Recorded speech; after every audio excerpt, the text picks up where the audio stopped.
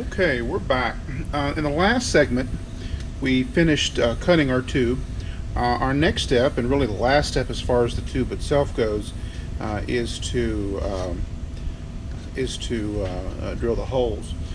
We talked in an earlier segment about the accuracy of these tubes, and I don't know if you recall, but it turns out that originally this can didn't really want to fit in this tube.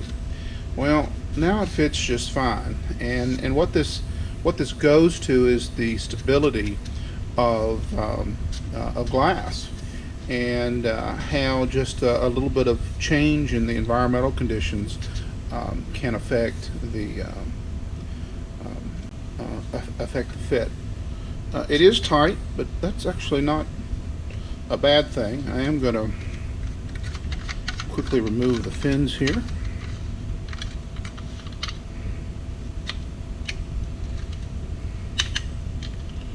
Make it a little easier to grip. So how are we going to cut this thing? How are we going to drill these holes? I have a jig that's really just for doing this in BT-60. You can see how that's gonna fit in there, and you can also see where we've done this on a cardboard tube. What I'll do is I'll strike a line here. The line's not absolutely necessary, but it does help aid in positioning of the bit. And if you use the bits like I use here, which are, be right back, which are simply brad point bits, it makes it very easy to see where your hole's going to be.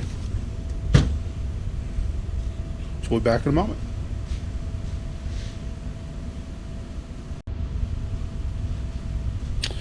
Okay,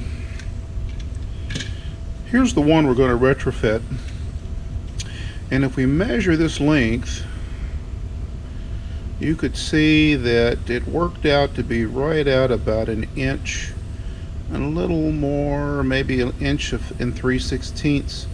We could always make it a little bit longer if we wanted to, and sand back the tube, but an inch and 3/16 is probably close enough.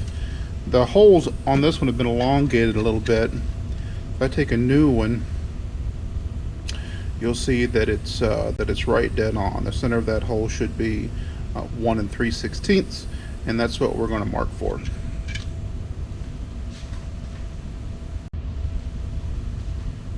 Okay, we are back. Now, one of my tricks in marking these tubes and getting a lot of accuracy out of something is to simply use a pair of magnifying glasses. Part of this is certainly old age, but it'll even help you younger folks. What we're going to do to mark this tube, remember we're going to come down, let's see here, an inch and 3/16, 1, 2, 3, almost a quarter, an inch and 3/16, and we're just gonna this first, and I may get my head in the way.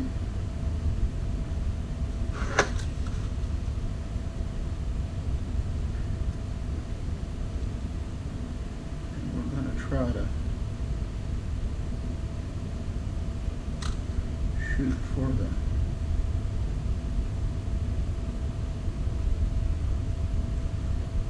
center of the mark.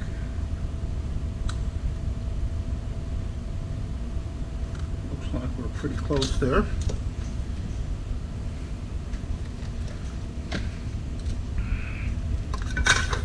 We're gonna set that aside.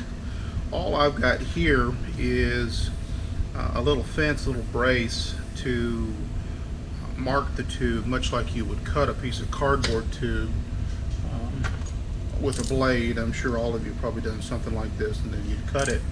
We're going to do the same thing here, but just to make the mark. Now I do need a stop. There's our stop.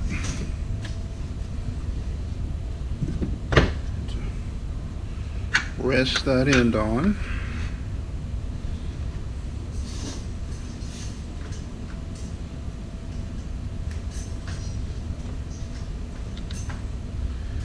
Now you're probably not going to see me line up this mark.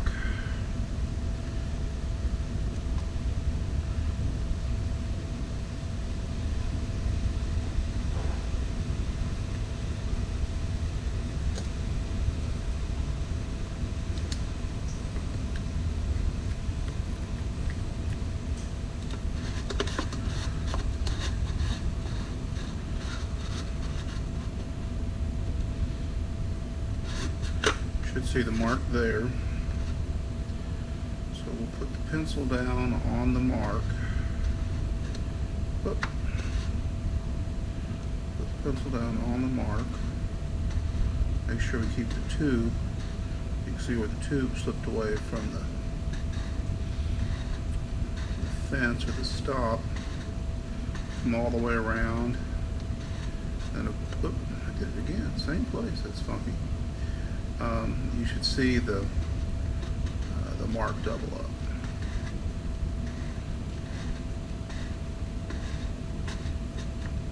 So we're good at that point. Now what you'll see is that when we put our fence on, and we will have to extend the tube a little bit, but that's not a big deal. That's why you always save your scrap. You'll see that that'll line up in the hole.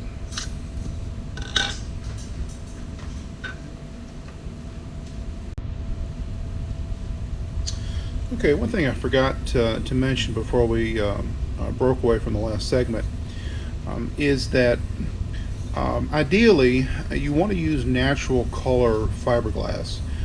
I realize that color's quite the vogue in some cases.